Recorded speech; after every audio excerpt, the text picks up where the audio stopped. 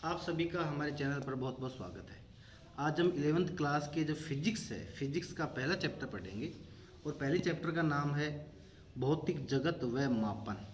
ये मापन को काटा हुआ है, आप इसको कंप्लीट लिखें क्योंकि ये पिछले जो आरबीएसई सिलेबस के अनुसार था, क्योंकि ये नोट्स उसके पहले जो एनसीईआरटी सिलेबस चला करता था राजस्थान में, उसके अकॉर्डिंग लिखा गया। फिर ये चेंज हो गया था, आरबीएसई को पैटर्न लग गया था, फिर ये वापस एनसीईआरटी पे आ गया। तो अब ये वापस जो काटे हुए मैटर है वो इसमें इंक्लूड हो जाएंगे। इसलिए चैप्टर का नाम है भौतिक जगत व मापन, physical word and measurements. Clear. अब हम बात करते हैं कि सबसे पहले फिजिक्स की डेफिनेशन क्या है और फिजिक्स की स्पेलिंग क्या है। तो हम सबसे पहले फिजिक्स की स्पेलिंग को याद करते हैं। तो वो देखिए आप, PHYSICS फिजिक्स। ये काफ़ी थोड़ा जटिल स्पेलिंग है और इसमें कॉमनली बच्चे गलती कर जाते हैं, इसलिए आपको यहाँ गलती नहीं करनी है। सबसे पहले आपको फिजिक्स की स्पेलिंग को अच्छे से याद कर लेना है। उसके बाद हम चलते हैं भौतिक विज्ञान की डेफिनेशन क्या है। जो प्रकृति में जो प्रकृति जिन नियमों पर चल रही है, उन वो जो नियमों का जो अध्ययन है वो भौतिक विज्ञान के अंतर्गत ही आता है। और जो प्राकृतिक घटनाएं होती हैं वो सब भौतिक विज्ञान के अंतर्गत ही आती हैं। तो देखिएगा, प्रकृति के आधारभूत नियमों का अध्ययन तथा प्राकृतिक घटनाओं का अध्ययन ही भौतिक विज्ञान है। क्लियर। अगला टॉपिक है भौतिकी की शाखाएं। क्या क्या ब्रांचेज हैं फिजिक्स की? मुख्य शाखाएं निम्न हैं। नंबर 1 है यांत्रिकी।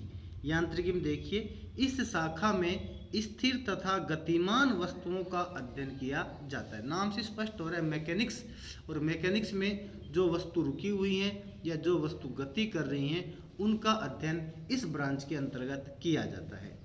नंबर 2 है ऊष्मा गतिकी अर्थात थर्मोडायनामिक्स। थर्मोडायनामिक्स के नाम से स्पष्ट हो रहा है ऊष्मा प्लस गतिकी, मतलब ऊष्मा की गति का अध्ययन इसमें किया जाता है, अर्थात ऊष्मा के आदान प्रदान का अध्ययन, ताप का अध्ययन, ये सब बातें इसके अंतर्गत आती हैं। तो इस शाखा में ऊष्मीय ऊर्जा से संबंधित सिद्धांतों का अध्ययन किया जाता है। ऊष्मीय ऊर्जा के संचार तथा विनिमय का अध्ययन किया जाता है। विनिमय का मतलब होता है आदान प्रदान करना। क्लियर। अगला टॉपिक देखिए, विद्युत चुंबकीय अर्थात इलेक्ट्रोमैग्नेटिज्म। इलेक्ट्रोमैग्नेटिज्म में क्या करते हैं हम देखिएगा, इसमें विद्युत और जो चुंबकत्व है दोनों जो गुण हैं वो एक दूसरे से रिलेटेड होते हैं, संबंधित होते हैं।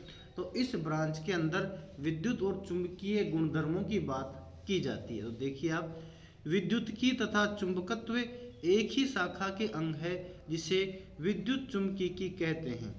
स्थिर वैद्युतिकी में स्थिर आवेश व उसके क्षेत्रों का अध्ययन किया जाता है। स्थिर वैद्युतिकी में क्या करते हैं? स्थिर आवेश का और उसके क्षेत्रों का अध्ययन किया जाता है। धारा वैद्युतिकी में विद्युत ऊर्जा के उत्पादन व अनुप्रयोग का अध्ययन किया जाता है। और चुंबकत्व में चुंबकीय गुणों व अनुप्रयोग का अध्ययन किया जाता है। अगला है नंबर 4 प्रकाशिकी ऑप्टिक्स। ये क्या होता है? नाम से स्पष्ट और प्रकाशिकी, इसमें प्रकाश से संबंधित तथ्यों का अध्ययन किया जाता है। तो देखिएगा, प्रकाश का अध्ययन प्रकाशिकी कहलाता है। तरंग प्रकाशिकी में प्रकाश के गुणों जैसे व्यतिकरण, विवर्तन तथा ध्रुवण का अध्ययन किया जाता है। सूक्ष्मदर्शी एवं दूरदर्शी की कार्यप्रणाली का अध्ययन प्रकाशिकी के अंतर्गत ही किया जाता है। अगला टॉपिक है परमाणु भौतिकी, एटॉमिक फिजिक्स। नाम से स्पष्ट हो रहा है कि भौतिक विज्ञान की इस ब्रांच के अंतर्गत परमाणु के संबंधित, परमाणु में क्या क्या अवयव पाए जाते हैं, क्या क्या कण पाए जाते हैं, उन सब बातों का, परमाणु की संरचना क्या है, परमाणु के गुणधर्म क्या है, उन सब का अध्ययन परमाणु भौतिकी के अंतर्गत किया जाता है। देखिएगा, इसमें परमाणु की संरचना व गुणों का अध्ययन किया जाता है। नंबर 6 है क्वांटम यांत्रिकी। क्वांटम यांत्रिकी भौतिक विज्ञान की एक सबसे आधुनिक ब्रांच है। सन 1900 के बाद जो फिजिक्स का ज्ञान वैज्ञानिकों ने प्राप्त किया था उसे क्वांटम यांत्रिकी के अंतर्गत पढ़ा जाता है। तो देखिएगा, इसमें अणु संरचना व उसके गुणों, विकिरण, उत्सर्जन व अवशोषण का अध्ययन किया जाता है। नंबर 7 है ठोस अवस्था भौतिकी अर्थात सॉलिड स्टेट फिजिक्स।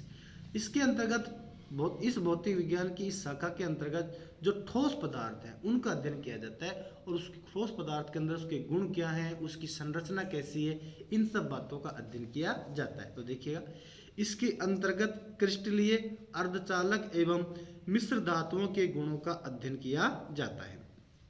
नंबर 8 देखिए, नाभिकीय भौतिकी। नाम से स्पष्ट हो रहा है कि भौतिक विज्ञान किस ब्रांच के अंतर्गत नाभिक के बारे में, नाभिक की संरचना क्या है, उसके गुणधर्म क्या है, उसकी अभिक्रियाएं क्या है, उन सब का अध्ययन किया जाता है। तो देखिएगा, इसमें नाभिक की संरचना, गुणधर्म व नाभिकीय अभिक्रियाओं का अध्ययन किया जाता है।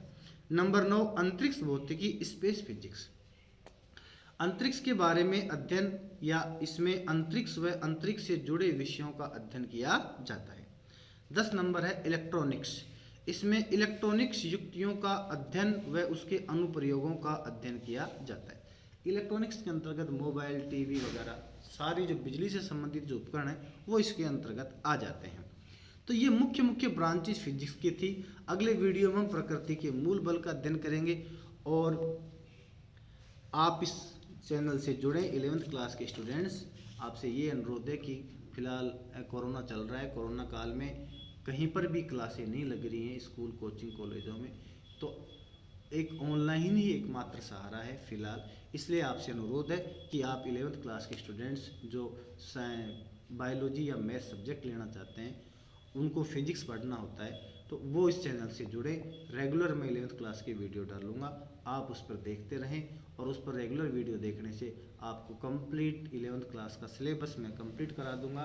इस हिसाब से कंप्लीट करा दूंगा कि आपको कहीं कोचिंग वगैरह करने की आवश्यकता नहीं पड़ेगी। क्लियर? और अगर स्कूलें नहीं खुलती हैं तो आपका आराम से आपको सफिशिएंट तैयारी मैं इस चैनल के थ्रू करवा दूंगा। तो आप एक एक करके इस चैनल से जुड़ते रहें ताकि मेरा हौसला बढ़ता रहे। और आपको किसी प्रकार का डाउट है तो आप कमेंट सेक्शन में मुझसे पूछें। कमेंट जरूर लिखें आप, क्योंकि आपका एक पॉजिटिव कमेंट मेरे हौसले को काफ़ी बढ़ाता है। तो आपसे ये अनुरोध है कि आप इस चैनल से जुड़ें। 12th क्लास का सिलेबस तो मैंने काफ़ी कुछ करवा भी दिया है, और 11th क्लास का अभी मैंने ढंग से शुरू नहीं किया था, इसलिए अब मैं इसको रेगुलर करना चाहता हूँ। आप इससे जुड़ें। धन्यवाद।